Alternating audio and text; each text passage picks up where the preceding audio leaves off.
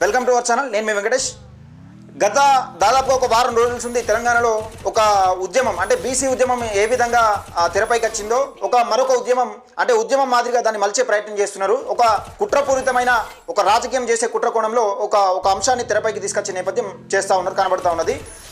దీనికి సంబంధించిన వివరాలు మనం తెలుసుకునే ప్రయత్నం చేద్దాం. ముఖ్యంగా ఈ మార్వాడి గోబ్యాక్ అనేది సోషల్ మీడియాలో ఎక్కువ వినిపిస్తున్న పేరు. అంటే ఎవరు దీన్ని నిజంగా ఉధృతం చేసే ప్రయత్నం చేస్తున్నారు, ఏ విధంగా కుట్ర పడుతున్నారని ఎవరని ఎంక్వైరీ చేస్తే దానికి సంబంధించి తెలంగాణ శాంసన్, ఈయన తెలంగాణ శాంసన్, ఈయన పేరు తెలంగాణ శ్యామ్ కాదు, తెలంగాణ అని ఈయన ముందు పెట్టుకున్నాడు అంతే. శాంసన్ అంటే శాంసన్ ఈయన పేరు. కన్వర్టెడ్ క్రిస్టియన్, ఈయన క్రిస్టియన్లో కన్వర్ట్ అయ్యిండు. సరే, ఏ సామాజిక వర్గమైనా కానీ తెలంగాణ రాష్ట్రంలో బ్రతికే హక్కు ఉన్నది, ప్రతి ఒక్కరికి ప్రశ్నించే హక్కు ఉంది. ఆర్టికల్ 19 ప్రకారం ప్రశ్నించే హక్కు ప్రతి ఒక్కరికి ఉన్నది. అయితే తెలంగాణ రాష్ట్రంలో ఒకవైపు బీసీ ఉద్యమం తెరపైకి వస్తున్న నేపథ్యంలో దాన్ని నిజంగా ఏదో ప్రజలకు